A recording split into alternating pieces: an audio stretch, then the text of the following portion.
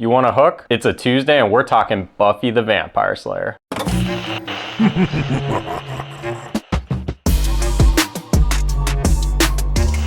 Hey there, welcome to another edition of the Sunday Scaries. I'm your host Mike, and I'm bringing you a special 8-part Tuesday Terror Edition. So the next 8 weeks I'll be dropping 8 videos about Buffy the Vampire Slayer. I'm going to do a review on all 7 seasons and do a ranking to cap it all off. So I decided to review this series because me and my wife are actually expecting our first child, and this is my favorite TV show of all time, which is saying something because I have some other shows I absolutely adore.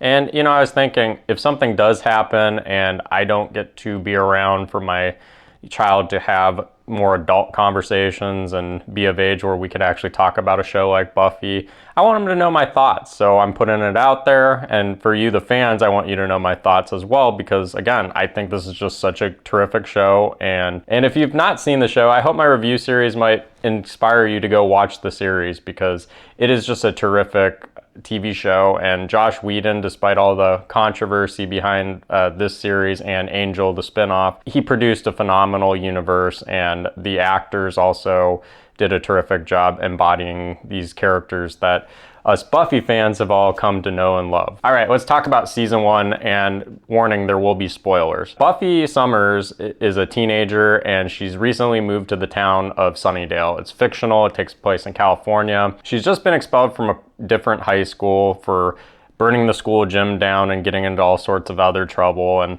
the reason that she did, it turns out, is she's a vampire slayer. And in this universe, every generation has one girl who becomes the Slayer. And this girl gets these superpowers to fight vampires and demons and the forces of darkness. So she's extra strong, she can heal quick, she can run fast, she has all these reflexes that she doesn't even really have to train to have. And she's just given these powers randomly as a teenager. And the way it works is anytime a Slayer dies, there's all these other girls out in the universe that are potential Slayers, and one of them all of a sudden gets these powers. It's like snap of the fingers, they automatically get it upon someone's death. And it's the way kind of this universe has decided to fight the forces of evil. Now, in this town, she quickly makes some friends. She makes friends with Willow and Xander. They're 2 nerds. Willow is very smart. She's super into computers, and this did get made in the 90s, so the technology is so 90s and dated, and I love it as someone who grew up in the 90s. But Will is the tech nerd, and she's super smart. Xander is just the goofy guy, doesn't do that well in school, has a good heart, but you know, he's just a little awkward. And they quickly all become good friends, and they figure out that vampires exist in the pilot season and decide to help Buffy, even though they don't have any superpowers, or at least none of them have them yet. You know, there's also this kind of love triangle between the 3 that it's a little awkward. Xander clearly has feelings for Buffy, Will has feelings for Xander, but no one reciprocates that. And as the show goes on, there's this librarian who, that's just a cover. He's actually a character that's called a Watcher, and his job is to mentor Buffy, because there's a council that helps protect the Slayers and give them guidance and teach them how to fight the forces of evil. And he becomes like a father figure, because Buffy's parents got divorced, and her dad is not really in the show too much. She has a great mom, she cares, she loves her, but you know, she doesn't have much of a father figure. So Giles really steps in, and he's this great balance of awkward, nerdy, like British guy, but also like wise words of wisdom, and he also can crack a few jokes here and there. And so the 4 of them create the heart of the show. And along with them, there's a couple other important side characters. You have Cordelia Chase, who is the bitchy but comedic relief school popular girl and cheerleader, and she's always randomly finding trouble while the main characters are trying to stop vampires, and has her funny lines. You have Angel, who's this mysterious character at first, who's helping Buffy, and again, spoilers, He is a vampire, but he's a vampire with a soul, which I'll get into in a minute. And because he has a soul, he's trying to help the Slayer, and he also develops feelings for her, and they kind of have this romance going in the first season that slowly develops. And then there's one more side character named Jenny Calendar, who will be more relevant to the second season, but she helps teach at the school, and she kind of knows about the forces of darkness, and she ends up helping the main characters as well as kind of like a side supporting character. Now, this is the shortest season of Buffy. It's got 12 episodes. All the other seasons have 22, but all the seasons kind of revolve around a big bad that the season's building up to fight. And in this one, the main villain is the Master Vampire. And the Master Vampire is very old. He trapped himself underneath Sunnydale because Sunnydale is on something called a Hellmouth, where pretty much it can be opened and be a portal to hell, but it's closed right now. And it creates this mystical environment where it draws all of these demons and vampires and other sort of supernatural things. And that's why the Slayer is sent there to kind of head off these issues and patrol and stop it. But this Master Vampire is trying to figure out a way to get out from underneath Sunnydale because he trapped himself doing some ritual to try to become more powerful. So he's sending out all his minions to do all these tasks. Buffy's trying to stop him. And then that probably encompasses about half the season, right? There's probably about 6 episodes where it's mostly about the Master and his cronies. But then there's about a half dozen other episodes that are just random side plots. And there'll be random monsters like giant praying mantis or these hyenas that possess the student body, and they actually eat the principal of the school, which then they get a new principal, Principal Snyder, who is just hilarious. He is every high school student's worst nightmare as far as just a mean principal that loves to discipline people. And so the whole first season's building up to this big showdown with the Master Vampire. And it's just done so well. It's so much fun. It is a show that's trying to find itself since it was the first season, but it's still just such a good time, and I adore this first season of Buffy. Now, before we hop right into themes, I just kind of want to talk about the vampires in this because there are so many different types of vampires throughout film, and these vampires are probably my favorite type in the standpoint of they're people that get turned into vampires and they lose their soul upon becoming a vampire. They're allergic to holy water, crosses hurt them, the classic stake to the heart, sunlight, they can't come out during the day, they need blood, but they also can eat other food or drink like coffee and different things, but they do need blood. And, they're kind of classic vampires in that regard. Silver, I don't think really has much effect. They don't really get into that. You could also cut off their heads and they'll die. And I do love the graphics. When one of them gets killed, they just all become dust, including their clothes, which totally, like back then in, I believe 1997 is when the show came out, that was the best CGI you could kind of do back then, at least for a cable TV show. I love this version of the vampires. And there's this whole thing that develops throughout the series where are the vampires really a demon, or are they just the same person, losing their whole sense of right and wrong and what's good and what's evil, their whole morality, right? And they just become the kind of dark side of themselves, because we all know all of us have good and evil inside of us. The first character you really see to kind of explore this is Angel. Angel is a vampire who for over 100 years was just murdering tons of people, having fun with it, no remorse for human life. And then he took the life of a gypsy whose tribe cursed him, and their curse was to give him his soul back. And as a result, he got all his humanity, and his punishment was to actually have to feel all the horrible things that he had done for eternity. And I'll touch on this more in a later season, just because they get a little more into it as his story unfolds. But now Angel has a soul. He's trying to make up for all the horrible things he's done. And, he's really a good guy overall, despite being a vampire, and despite the fact he's done tons of horrible, just horrific things in his past. And I always do find that's such an interesting punishment, though, to actually have to acknowledge your sins and the bad things you did, and that's way worse than actually being physically punished. And that's just such a worse punishment in a sense, because when he was doing all those bad things, he had no morality, and he couldn't feel any kind of remorse. And to be given back all your humanity for an eternity, I think is just such a cool concept. And then another thing I just love about this show is our main characters are just so heroic, and Buffy is pretty much a superhero. You know, she could be in the Avengers. She's kind of like Captain America in a lot of sense, in the way he's got superpowers. But she's also still just a 16-year-old girl. She's going through all the normal problems we all had in high school of, you know, trying to pass her classes. There's certain subjects she does really bad in. You know, there's the social aspect of school. She's trying to date boys.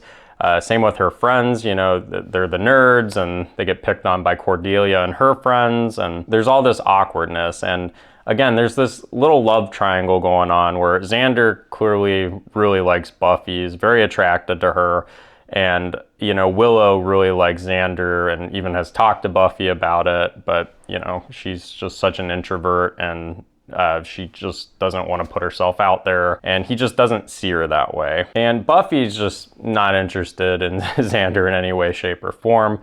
I mean, she ends up falling for Angel, which makes sense because they're very similar, because vampires have super strength and they can relate to being part of kind of the underworld, for lack of a better way to describe it.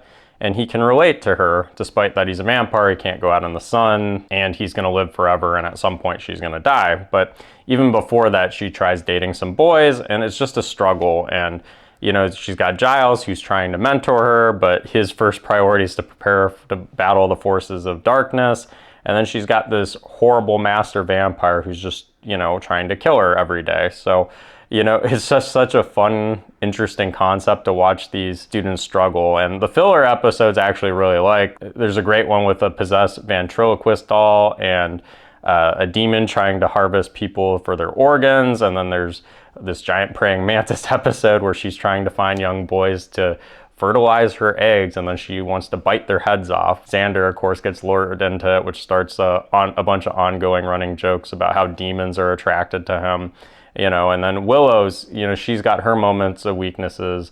There's this demon that gets inside a computer and kind of creates this cult, and it's this like fake sense of love he's trying to promote to people, and, you know, she struggles in that episode. So, you know, the episodes do a really great job of forming the characters and showing their awkwardness, but also their heroic side of overcoming different obstacles that get thrown in their way. Now, the show deals with a lot of really cool themes. In this first season, there's a few I just want to point out. The first theme I want to talk about is the superhero self-sacrifice. You know, Buffy, she knows she's been gifted these powers and feels it's her responsibility, and she's constantly putting her personal life on the back burner. I mean, she gets in trouble with her mom for breaking rules and doesn't spend enough time with her, and, you know, when her dad does come to visit, her Slayer duties get in the way at times of trying to see her father. And then there's her studies that suffer as far as school, and she's not even sure if she's really going to have a future. Like, she doesn't know if she can go to college because she's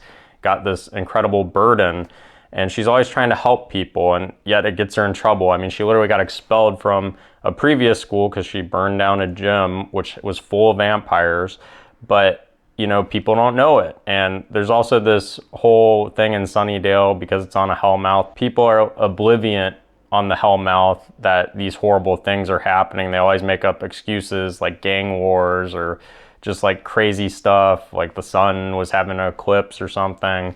And she's the one that's burdened with always getting in trouble for the fallout. And then you have this other second theme that ties into that with destiny.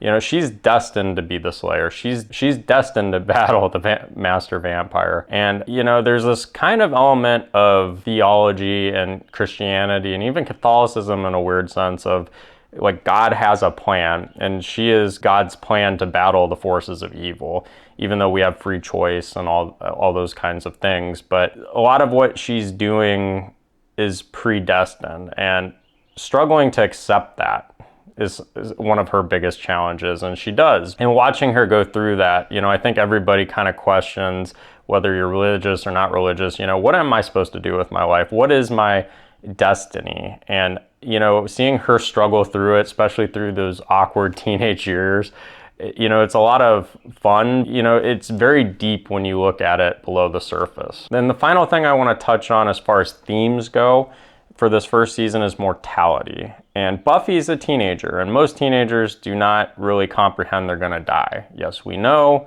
when we're that young, but we haven't really faced death. And in the final episode, Prophecy Girl, which is one of my favorite episodes in the whole series, there's this prophecy, and she's gonna face the master vampire, and the prophecy says she is going to die. The master vampire is going to kill her. And she hears Giles and Angel talking about it without her there, and she just freaks out. And she's asking, how is she gonna die? Does it say? And she starts crying and saying it's not fair. She's 16, she doesn't wanna be the Slayer. You know, it's that feeling of, for the first time, I'm going to die, and you see it in her eyes, and it's just so real because it's something that you get this moment of where somebody in your life dies, or you get really sick, or you have a near-death accident. You know, something happens and you realize, I am going to die, I am mortal, and there's nothing I can do about that. And you see her going through that with having to battle this very scary master vampire. But she actually eventually accepts her fate, and she goes and she meets the master vampire head on, and she does die. For a period of a few minutes, he kills her. And it turns out that him killing her is what he needed in order to free himself from the underworld. And so he leaves, and somehow she miraculously comes back. Because she faced her death head on, she actually comes back, and she's stronger than ever. And one of the things I love about this series is the one-liners. Buffy always, in every episode, has to have a one-liner when she's fighting the vampires. And I just love when she sees the master vampire again after she dies. She comes up to fight him, and he goes, you're supposed to be dead, or you're dead. And she goes, well, at least I'm pretty. And then they get into the fight, and, you know, she ends up killing him. But I've always found this episode beautiful in that she learns about her mortality, she faces it head on, she is rewarded and comes back stronger than ever for facing her fear, probably her biggest fear at that point. All right, so I'm gonna give you the rankings here, and just to start, there's not a bad season of Buffy. I have my favorites, my least favorites, but I don't think there's a single bad season of Buffy, despite there's some that we're going to talk about later on that are a little controversial. You know, this first season, I give it a 3.5 out of 5. This isn't Buffy firing on all cylinders like some later seasons. It's a ton of fun. It sets up the universe. You know, you love the characters, and by the end of the season, they're very developed as far as their personalities, and you start to really adore them. It's got a great bad guy in the master vampire. You know, he's not the best in the series, but he's good. You know, he's scary and menacing, and he's very evil. He punishes people that fail him, and he's got some good cronies. Darla being my favorite, because Darla actually created Angel. She's the one that turned him into a vampire. There's some great big looming threats, and this hellmouth opening upon the master vampire getting out. And, you know, the filler episodes, that's why it's a 3.5 out of 5. They're not quite as strong as some of the other seasons, and I think that's really what a lot of times separates Buffy seasons from being good to great, is just how many of the filler episodes are excellent. And as far as the fun meter goes, I actually will give it a 4 out of 5. I have a lot of fun in this season, and it's a little corny. The stakes aren't quite as high as some other seasons, and the relationships are still developing between the characters, so they're not quite as intense. All right, guys, thanks for tuning in again. As always, please remember to subscribe and like, and please leave a comment. Let me know what you think of Buffy Season 1. I love this series, so I'd love any of your thoughts. Let me know what your favorite episode is in Season 1. Leave it in the comments. And tune in next Tuesday night for my Season 2 review of the Buffy the Vampire series. And all I know is, as hard as it is to get up for work tomorrow, at least I don't have to get up and fight the forces of evil.